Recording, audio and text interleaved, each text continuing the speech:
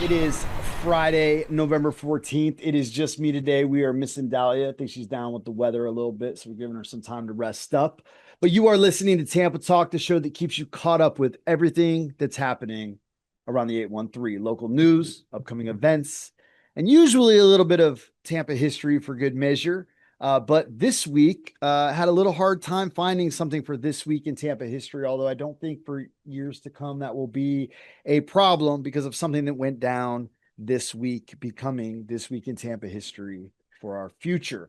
So the news starts off with something extremely heavy.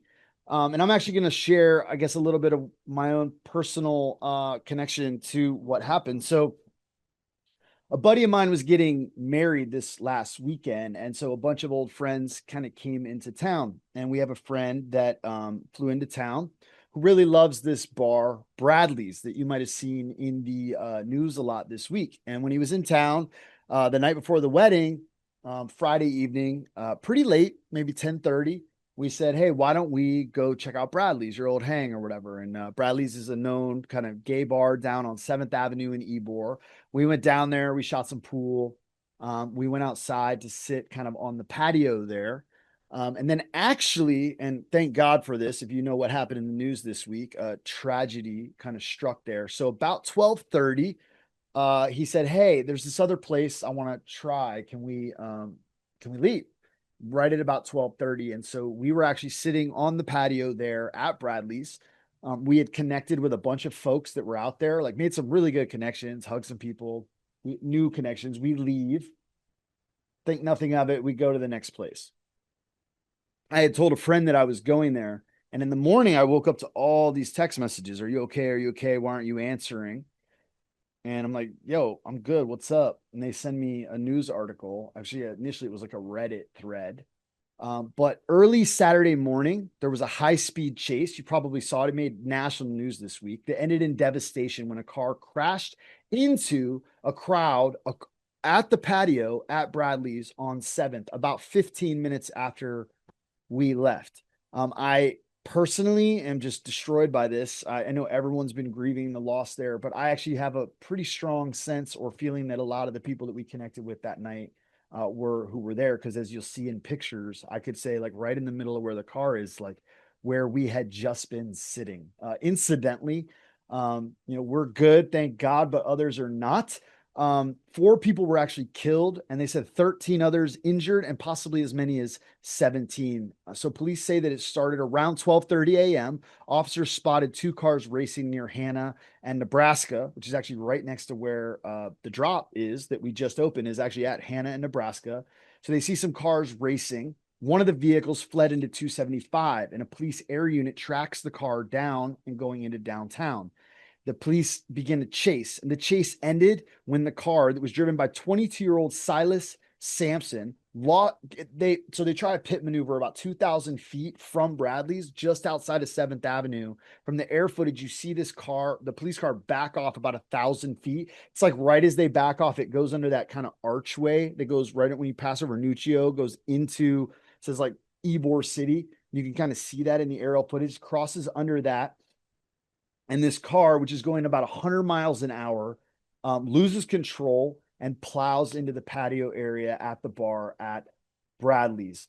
Again, killing 4 people, injuring so many others. Sampson has been arrested, facing multiple charges. It's a unbelievably tragic moment for Tampa, for Ybor, for so many of the families that had lost their loved ones.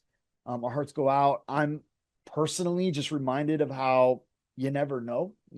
I mean, 15 minutes later, we had stayed, if we ordered one more drink or whatever, that would have changed everything for us. But also it did change everything for so many people, including the driver who, man, that's a wrap for you.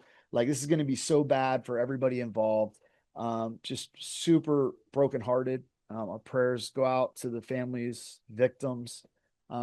And I do believe this will be something we will reference in future years of this week in Tampa history, especially since it was a week that we had a hard time finding a lot of other history. So by the way, if you do know something from history that wasn't this week and you want to share that with us, maybe we'll shout it out in the next episode.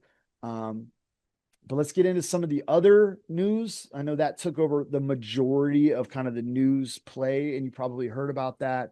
But that went on this week. It was actually early Saturday morning. But in other news, USF's Fletcher District gets the green light. On a forward-looking note, the Florida Board of Governors has officially approved a huge expansion project at USF, dubbed the Fletcher District. This development will rise on the old USF Claw Golf Course site. It's just north of Fletcher Avenue and will include student housing, a hotel, academic buildings, retail spaces. It'll be a mix of public, private funding, and it signals a major investment in USF's growth, especially on the northern side of the campus. This week, Tampa breaks a 133-year-old cold weather record. If you felt like Tuesday morning was unusually cold, that's because it was unusually cold. We actually hit 39 degrees, breaking a record that had stood since 1892. 133-year-old cold weather record. It caught a lot of visitors off guard and even caused some theme parks like Volcano Bay and Aquatica to shut down for the day. Busch Gardens stayed open just in time for their Christmastown opening weekend, but that chill definitely brought some winter vibes to Tampa early this year. Related, the cold weather shelters for those that are on the streets did open Monday night and Tuesday. Now, those let out at 6 a.m. The county cold weather shelters let out at 6 a.m. And so because we had just opened the drop, we decided and actually got some requests from the county, said, hey, they're going to have nowhere to go at 6 a.m. It's cold outside still. And so we went ahead, I got up super early, went over there, and we opened the drop at 6 a.m. on Tuesday. We were supposed to be open at 8 a.m. on Tuesday. We stayed open throughout the whole day. People were super grateful. We did some oatmeal, hot cocoa, coffee in the morning, just to have like a place to come and be inside out of the cold. But then we went ahead and opened on Wednesday, which was scheduled to be closed there because we're open Tuesdays and Thursdays, 8 a.m. to 1. We opened at 6 on Tuesday. We opened again at 6 on Wednesday, but we just stayed open until 9 a.m. just as like it warmed up a little bit, let folks back out because again, we were supposed to be closed that day. Didn't have much of volunteers or staffing lined up, but it was super cold. And in reality, it hasn't been that cold since 1892 at this time. Also this week, northern lights were visible over Central Florida. Auroras in Tampa. It's crazy. So thanks to an intense solar activity, there were several coronal mass ejections from the sun. Floridians were treated to rare views of northern lights throughout Florida. Tampa, Daytona, Winter Park, Tallahassee. Those are places that were spotted these lights in the sky. These kind of solar storms typically only hit the poles, but the sun's magnetic flip cycle is pushing the boundaries further south than usual. NOAA says that we might actually get a few more rounds of this activity in the coming days. So if you're into sky watching, maybe keep an eye out on the skies after sunset. Finally, for those of you who usually trek out to Lakeland for the holidays, Bonnet Springs Park has canceled their popular Light Up BSP event this year due to traffic and parking issues from last season. But don't worry, they're expanding parking now with a 191 space paved lot opening early next year and another phase still in the works. They plan to bring the event back in 2026. They expect it to be bigger and to run smoother than it has. Finally, let's get into some things that are happening around town. So Saturday, tomorrow, November 15th, from 10 a.m. to 12 p.m. till noon, 813 Hood Gardens having a food ambassador program, Cohort 2 launch. But this will actually take place at AMRoC Fab Lab, which is at 2154 University Square Mall. So it's at the University Mall, just inside at the AMRoC Fab Lab. The event is free, but registration is required. So this program is actually led by the WellFed Community in partnership with the 813 Hood Garden. They've been working very closely together, and this helps Tampa residents learn about their local food system and how to become community food leaders. The Food Ambassador Program is an incredible program that they've been running where they've actually been able to hire folks from within the community to become ambassadors for local food, healthy food, eating, preparing, growing. It's an incredible thing, and it's all about education, empowerment, and the betterment of the future of the future for food here locally in Hillsborough. And so we are super grateful for the work that they are doing. Again, that's tomorrow from 10 a.m. till noon. Hopefully you guys can make it out. But as you're hearing this, please do go register for that. And then as we've been echoing, looking ahead, the WellFed Community Kitchen, we actually, by the way, picked up. The food truck is built. It's getting wrapped and inspected this week. We're getting the last final touches done on it. But the actual ribbon cutting will be on December 12th at 11 a.m. till 2 p.m. They'll have a ribbon cutting ceremony at the TGH Health Park. It's a big celebration for the opening of the WellFed Community Kitchen. This has been a long time coming. We've been working super hard on that. So mark your calendars and come join us to celebrate the WellFed Community Kitchen ribbon cutting. We're super pumped about what's happening there. And then also the Homegrown Hillsboro Annual Conference, which I do believe is just kicking off, but will be an annual conference December 2nd through the 4th. It's 3 days of community connection, local food systems, and policy engagement. There'll be a social on Tuesday, conference sessions on Wednesday, field trips Thursday. So don't sleep on this. You're not going to want to miss this.